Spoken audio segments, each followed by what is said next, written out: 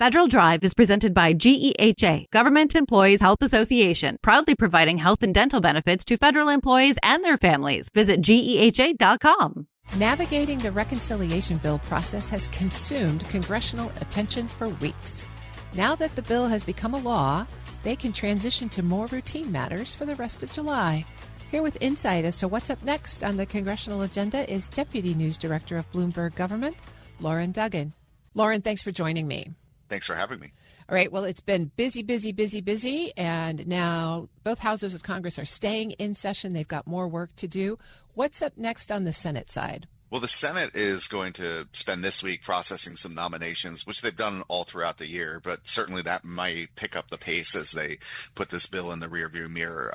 Two of the big ones this week. One is the head of the FAA, obviously always a big job, but top of mind is aviation safety issues with what happened over the Potomac River earlier this year and elsewhere around the country. So the confirmation of that is set up for this week. And then also for the new head of the Office of Personnel Management, and with everything going on in the federal government with federal workers, those could be closely watched as well. No indication either of those are in trouble, and they only need 50 votes to get them through. So we'll likely see them processed this week. But, interesting ones to watch for sure. Right. There certainly should be at least a few hard questions in the course of those hearings.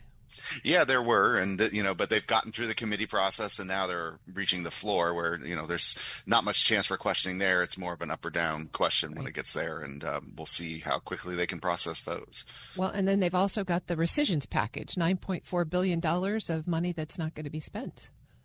That's right. So that's kind of in the queue here, but with a deadline of July 18th because of the timing of the request. So around June 3rd, the administration set up a request to rescind or cancel $9.4 billion in previous year money. Most of it was under the State Department, the USAID, and then a little bit, about $1 billion or so under Corporation for Public Broadcasting, so to help fund NPR, PBS. The House passed a package that basically signed off on those cuts. The Senate has been a little cooler and waiting. They had a hearing with Russ Vought before the holiday week, and they've said they might want to tinker with it, especially things dealing with PEPFAR or some of those public broadcasting things. So, I wouldn't say it's a done deal in the Senate. There are chances for maybe some changes, but there is this clock ticking on that bill, just given the way that process has to work. And if the Senate makes changes, does it have to go back to the House and they have to come to a vote on it again? Exactly. So if they were to cancel some of the cancellations, if you will, then the House would have to sign off on those as well. And there's really speed here to get it done within those 45 days. Otherwise, the administration is supposed to release the funds under the process that they're doing this under. Well, that will be interesting to watch. There is some other legislation moving forward. The House is dealing with crypto regulations. That's right. So a couple weeks ago, we saw the Senate pass a bill called the Genius Act, which is about regulating stablecoins, one type of crypto. And then the House has also been working on something called the Clarity Act, which would provide broader regulatory structure for Bitcoin and other types of cryptocurrency. So kind of these two different proposals moving through.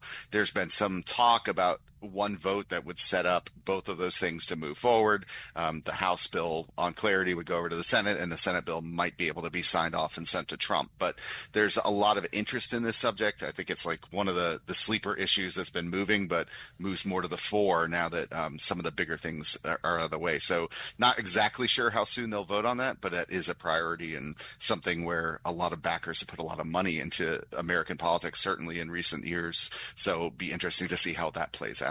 Exactly. I'm speaking with Lauren Duggan. He's the Deputy News Director of Bloomberg Government. Well, one of the perennial topics that you and I cover is where we are on budget discussions. So the House is still doing markups. What are you seeing in terms of the 2026 budget bills that are moving through? Kind of a slow churn. The House had some markups, got some bills through. They're going to resume those and try to make progress to do as many as they can before they leave at the end of this month.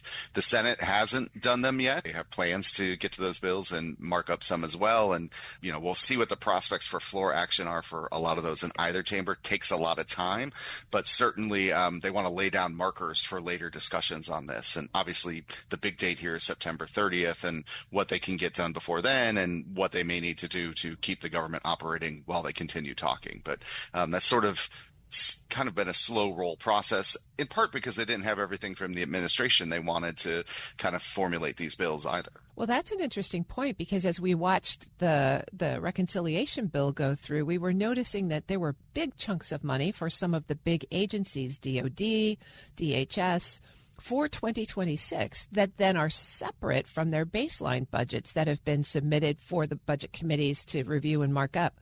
Do you have a sense of how Congress is thinking about that? What does it mean for the baseline? What does it mean for agencies going forward?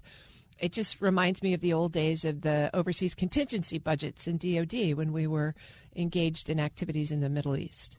Yeah, I think it's different because I think these are going to be base things all over the country rather than focus on overseas, like those OCO funds. But the administration, when it put out its budget request, the skinny one, even contemplated this reconciliation funding being part of the overall picture to get closer to that $1 trillion amount of money they wanted for DOD. Some of the documents we've seen from DOD too have two columns. They have the regular discretionary debate and this reconciliation debate, and then a total.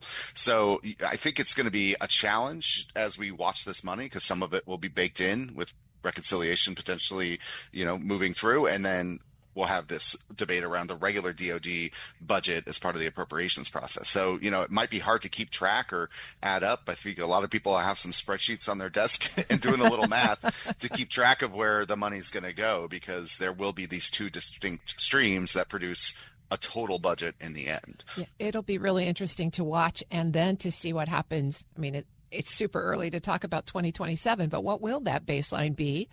Will it be the base budget, the base plus reconciliation, parts, some, none, all? I don't know. Exactly. And that's a real concern, because if you take out the reconciliation burst of money, which can be spent for multiple years, like a lot of money, but then you're going to have a decline. And I don't think that's the message that a lot of Republicans are going to want to send. So it will be interesting looking at these debates as they move forward, both in the appropriation side and the armed services committees, which are starting to mark up their defense policy bills. We'll see where those go as well. But, they'll wrestle with that. They helped write the reconciliation portion in the HASC and SASC, if you will. So they'll be counting for that as well as they write the policy bills as soon as this week in the Senate. Well, they'll be busy for the month of July in hopes that they get their normal August recess, I suppose. What else do you think is on the top of their to-do list for the rest of July? I think they'll start clearing out some bills they haven't had the chance to do, appropriations bills for sure. And then the House is looking at some energy and infrastructure bills, things like water permitting and making that faster, things like cross-border energy projects. So there's a bunch of pent-up legislating that they haven't really done while everyone's been focused on the One Big Beautiful Bill Act, if you will. So there's a lot of smaller bills, and those will be moving and making their way through the legislative process. Maybe back to regular order on those. Perhaps. We'll see. I mean, at some point, the regular order is what it is, and maybe we do things a new way than we did 25 years ago. But certainly, the trends change as how they take these things up. We'll be watching right alongside you. I've been speaking with Lauren Duggan, Deputy News Director of Bloomberg Government. Lauren, thanks as always. Thank you. We'll post this interview at federalnewsnetwork.com/Federal Drive. Hear the Federal Drive on your schedule. Subscribe wherever you get your podcasts.